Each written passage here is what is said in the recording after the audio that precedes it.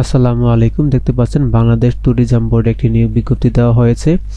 এখানে বাংলাদেশের সকল জেলা থেকে নারী এবং পুরুষ উভয়ই আবেদন করতে পারবেন। তো আজকের ভিডিওতে আমরা আলোচনা করব কি কি পদে আবেদন করা যাবে, আবেদন করার যোগ্যতা, কবে আবেদন শুরু হবে এবং কবে শেষ হবে বিস্তারিত। তো বন্ধুরা, ভিডিওটি শুরু করার আগে আপনাদের কাছে ছোট্ট একটি রিকোয়েস্ট, যারা আমার চ্যানেলে নতুন আসেন চ্যানেলটিকে সাবস্ক্রাইব করে বেল বাটনটি অন করে দিবেন, যাতে এরকম নতুন নতুন ভিডিও প্রতিনিয়ত আপডেট পেয়ে যান। তো কথা না বেরিয়ে আমরা মূল আলোচনায় চলে যাই। তো আমরা প্রথমে দেখে নিব যে এর আবেদন কবে শুরু হবে। তো দেখতে পাচ্ছেন এর আবেদন শুরুর তারিখ 1/4/2026 সকাল 10টা থেকে এবং আবেদন করা যাবে 30/4/2026 বিকাল 5টা পর্যন্ত। আবেদন করার জন্য একটি লিঙ্ক দেওয়া আছে, এই লিঙ্কে প্রবেশ করে আপনাদের আবেদনটি করতে হবে। তো আপনাদের সুবিধার্থে আমি ভিডিও ডেসক্রিপশনে লিঙ্কটি দিয়ে দেবো, সেখান থেকে আপনারা আবেদনটি করে নেবেন। এবং আবেদন করার জন্য একটি ছবির প্রয়োজন পড়বে, একটি স্বাক্ষরের প্রয়োজন পড়বে। তো ছবির সাইজ হবে 300x300 পিক্সেল এবং একটি স্বাক্ষরের প্রয়োজন পড়বে, স্বাক্ষরের সাইজ হবে 300x80 পিক্সেল। তো আমরা এখন পদের নাম আলোচনা করব। তো প্রথমে দেখতে পাচ্ছেন পদের নাম অফিস সহায়ক, বেতন গ্রেড হচ্ছে 20, পছন্দ করা হয়েছে 3টি। শিক্ষাগত যোগ্যতার প্রয়োজন পড়বে কোনো স্বীকৃত বোর্ড হতে মাধ্যমিক স্কুল সার্টিফিকেট বা সমমানের পরীক্ষা উত্তীর্ণ। এবার দেখতে পাচ্ছেন অফিস সহকারী কাম কম্পিউটার মুদ্রাক্ষরিক, বেতন গ্রেড হচ্ছে 16, পছন্দ করা হয়েছে 3টি। শিক্ষাগত যোগ্যতার প্রয়োজন পড়বে কোনো স্বীকৃত বোর্ড হতে অন্য দ্বিতীয় বিভাগ বা সমমানের সিজিপিএতে উচ্চ মাধ্যমিক সার্টিফিকেট বা সমমানের পরীক্ষা উত্তীর্ণ। কম্পিউটার ব্যবহারের দক্ষতা, কম্পিউটার মুদ্রাক্ষরের সর্বনিম্ন গতি প্রতি মিনিটে বাংলায় 20 শব্দ এবং ইংরেজিতে 20 শব্দ থাকতে হবে।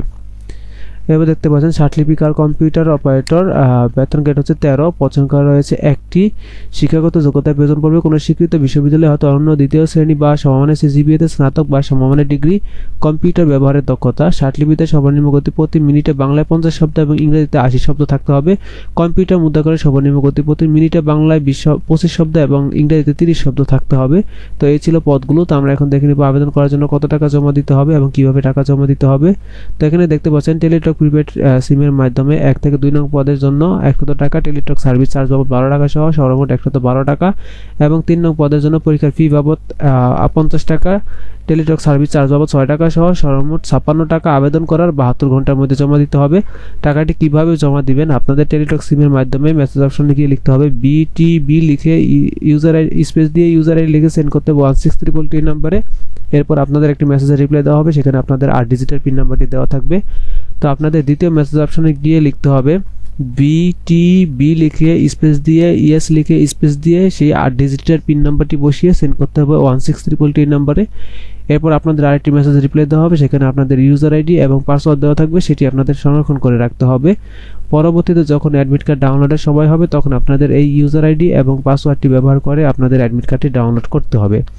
তো এই ছিল আজকের মূল আলোচনা। তো আশা করছি আজকের ভিডিওটি আপনাদের ভালো লেগেছে। আর যদি ভিডিওটি ভালো লেগে থাকে তাহলে অবশ্যই চ্যানেলটিকে সাবস্ক্রাইব করে বেল বাটনটি অন করে দিবেন।